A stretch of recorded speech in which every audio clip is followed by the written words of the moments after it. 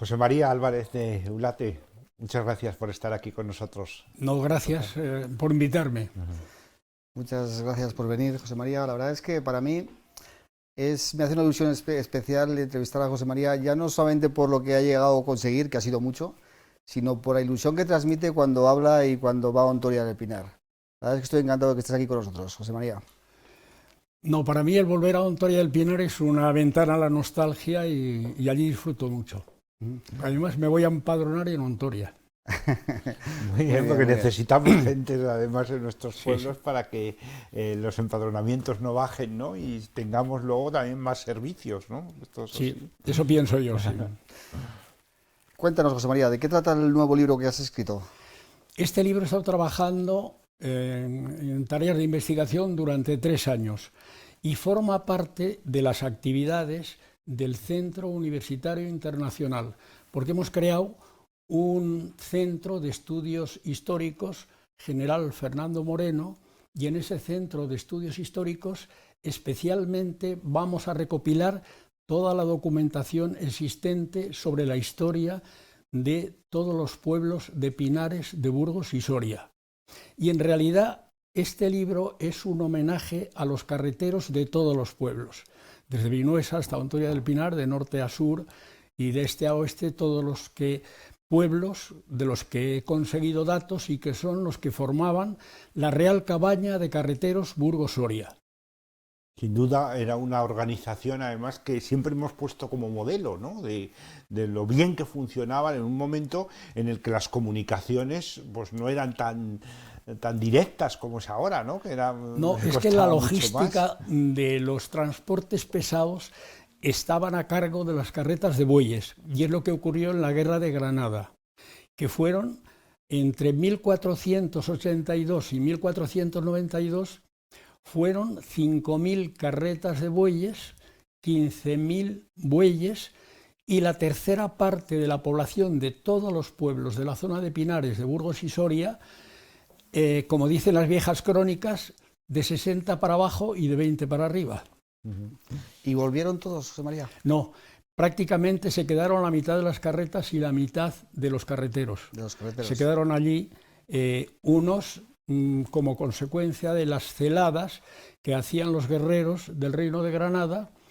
Algunos cogieron prisioneros y fueron liberados porque en aquella guerra había un servicio de inteligencia militar y fundamentalmente los espías eran los que llamaban alfaqueques, que procede del árabe alfacac, y eran los que con dinero redivían a los esclavos. Pero según la categoría del esclavo ponían un precio más alto, tanto los cristianos si cogían esclavos moros como los moros si cogían esclavos cristianos, y algunos sí fueron cogidos prisioneros en alguna celada. Pero eso fue una auténtica aventura, porque cuando ya se acercaban a lo que se llamaba la tierra extrema, pues los carreteros participaron en algún combate con hachas y con armas blancas, con espadas, y además ya estaban escoltados por ballesteros y por lanceros. Y cuando la zona tenía peligro, lo que hacían es colocar las carretas de bueyes en círculo, que eran precursores de las películas del oeste, claro. Eso lo inventaron los carreteros. Y de allí se defendían y el trayecto era muy difícil, porque es que además el papel de los carreteros, como esa guerra de Granada, desde el punto de vista de la táctica militar, se modificó mucho. Por ejemplo, tuvo mucha importancia la artillería y tuvo mucha importancia la disciplina militar, el bloqueo naval, una serie de que se abordan todas en el libro, todas estas cuestiones. Porque es que además mandaron cañones de Alemania, que los mandó precisamente el que luego se casó con Juana la Loca, que era Felipe el Hermoso, y mandaron cañones de Bretaña, pero teníamos artilleros muy buenos. Y las carretas de bueyes iban a los puertos a recoger las piezas de artillería desmontadas, las colocaban en carretas, y las carretas que llevaban las piezas de artillería, porque la logística de los carreteros era hacer los transportes muy pesados. eran carretas que tenían unas ruedas de madera muy anchas para evitar que se hundieran en terrenos que no eran sólidos, y al mismo tiempo tenían carretas con herraje y 2 ejes. Ya llevaban las piezas de artillería. Iban normalmente 1.500 peones allanando el camino y haciendo puentes, y eran los que iban zapando el terreno, que es de ahí vienen los zapadores. Nace la palabra zapador.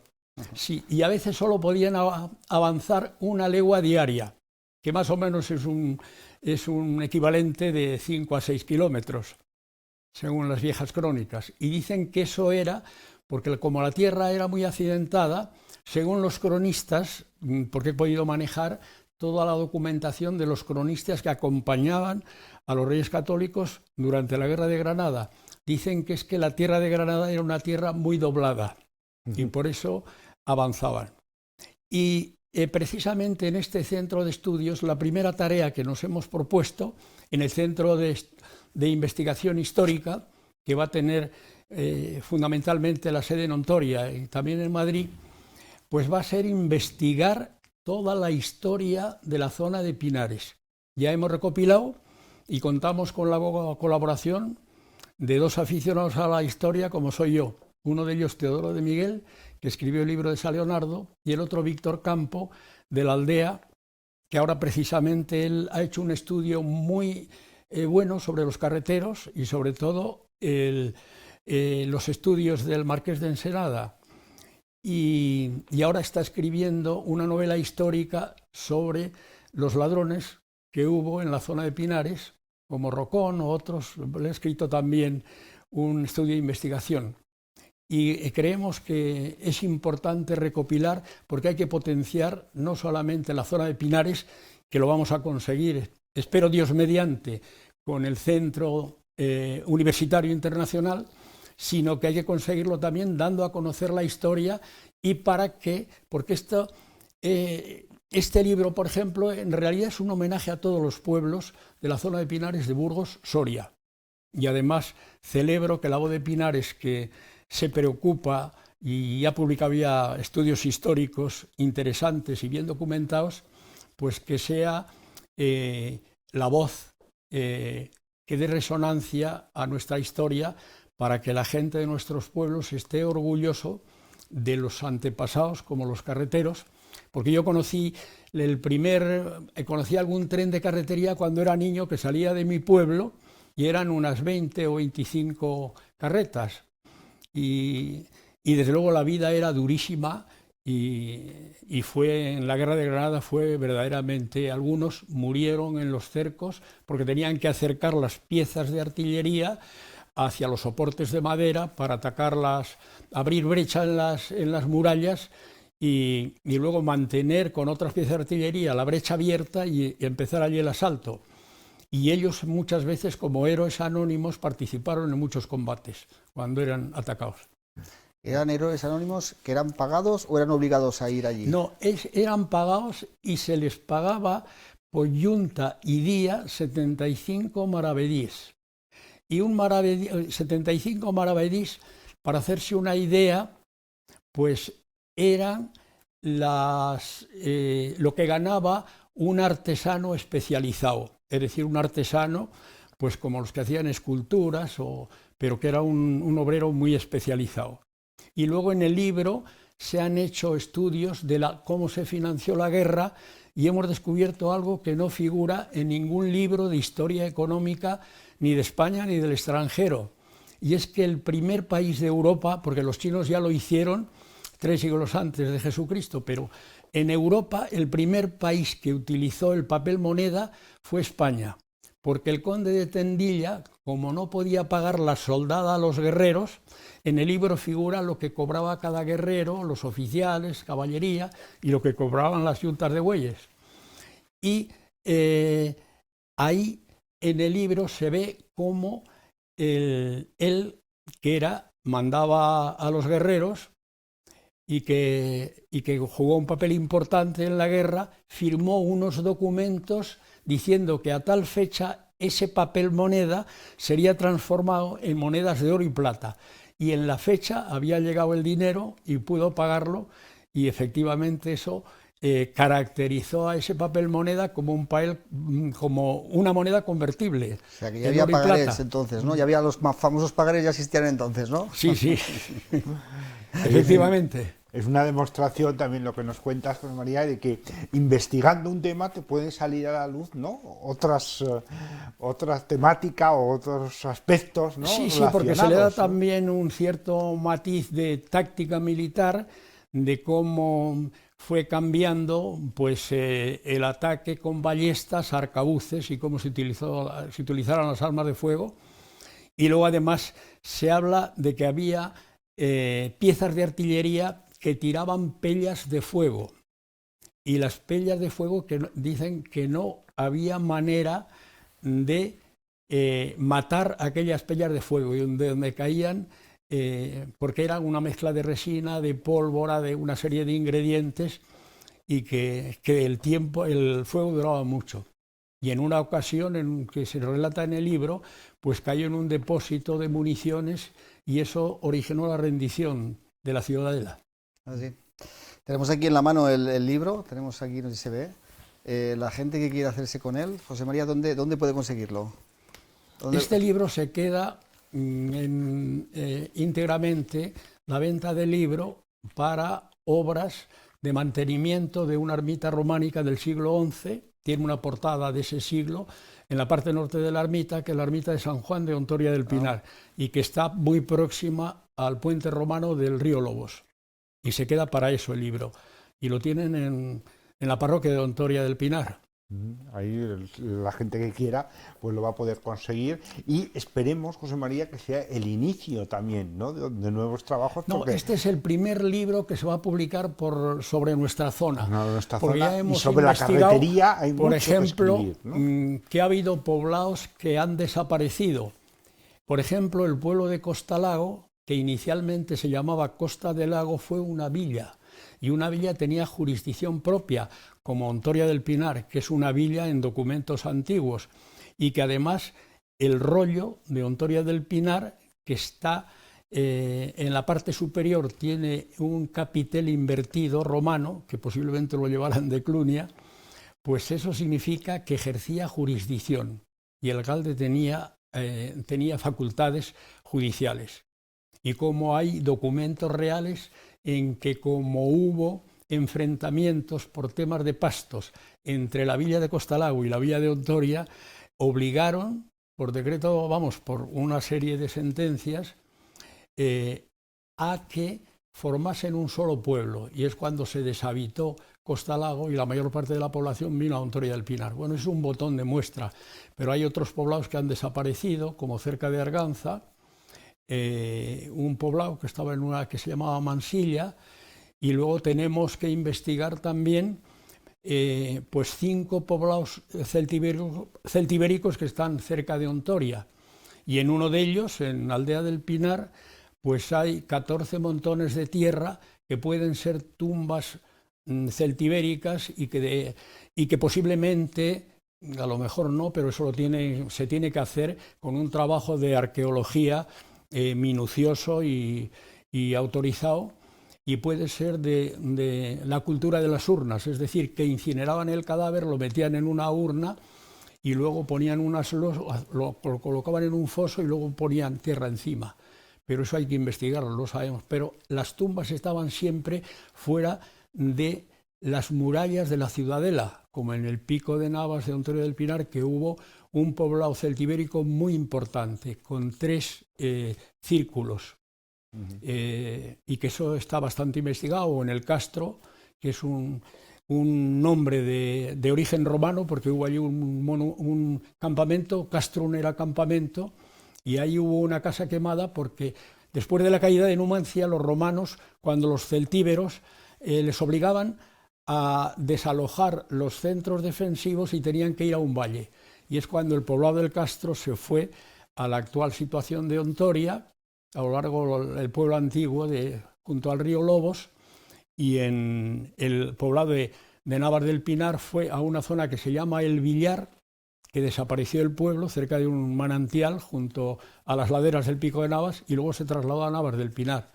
Y en Aldea del Pinar hubo también un poblado en un sitio estratégico verdaderamente, y que hay allí también una gruta pequeña que posiblemente tenga enterramientos. Bueno, eso lo vamos a hacer desde el Centro de Investigación Histórica y posiblemente con el tiempo pues se puede hacer una escuela también de arqueología para investigar a fondo nuestra historia, porque en realidad es un homenaje a nuestros pueblos, y los que verdaderamente queremos entrañablemente a nuestra tierra, pues nos ilusiona investigar su historia. Sin duda hay contenido suficiente, ¿no?, para poder hacer esas investigaciones. Sí, sí, hay mucho contenido. Sí. Además ahí queda siempre también pues la historia de Lutia, que era una de las ciudades que ayudó a los numantinos también. Es que las últimas investigaciones, porque una de las últimas investigaciones eso se ha hecho con un arqueólogo, hay un campamento de entrenamiento de la caballería romana en el límite de Ontoria y San Leonardo, cerca de una zona de Ontoria que tiene el nombre de Prau los Caballos, y queda nada más en los restos de la piedra del edificio, porque el resto de las cuadras lo construían de madera. Y al mismo tiempo pues hay restos romanos por la zona y otro tipo de antecedentes históricos, como en el Pinar de Ontoria, que hay también algunos dibujos, o en la gruta de Matalacueva hay una cruz que seguramente es de la época glacial, y eso todo lo tenemos que investigar.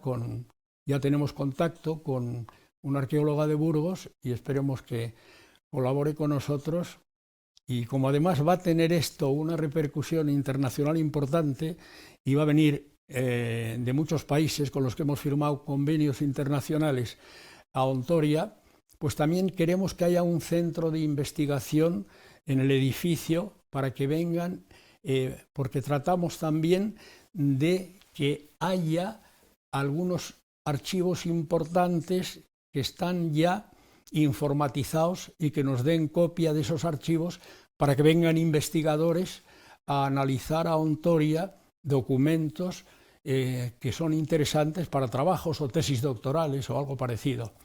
Tenemos muchísimos proyectos y creo que Dios mediante lo vamos a ir logrando. Y yo, antes de terminar, quiero agradecer a Francisco Rejas su colaboración al restaurar el edificio, que para mí que es donde yo aprendí a leer, y me ha hecho mucha ilusión, y hoy al ver terminadas las obras, pues verdaderamente para mí como ontoriano pues ha sido un día grande.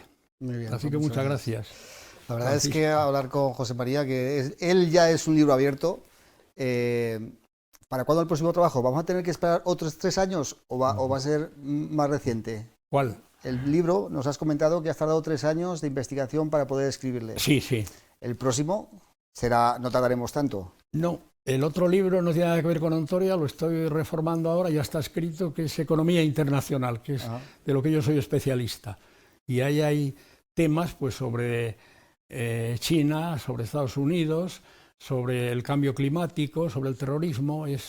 Son temas económicos internacionales que interesan. Y una vez que esté terminado ese libro, que estará antes de Semana Santa, reformado, ya está escrito completamente, pues ya tenemos una recopilación. En estos momentos estamos recopilando documentos de la zona de Pinar de Burgos Soria.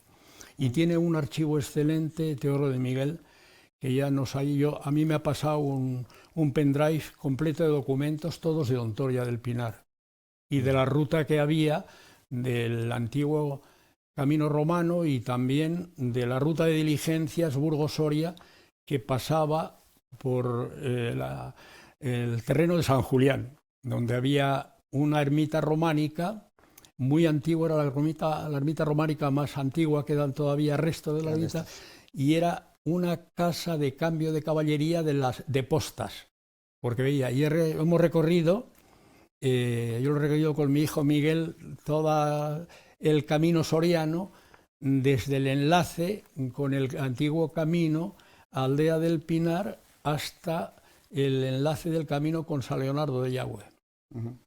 La verdad que esto, en vez de una entrevista, es una clase magistral que nos ofrece José María, la verdad, porque da gusto escucharle y cómo además pues dominas diferentes aspectos, ¿no? No, lo que pasa es que yo aprendí de todo y maestro de nada, pero el estudiar temas del pueblo al que yo quiero entrañablemente, y me siento orgulloso de ser ontoriano, pues para mí es una gran ilusión.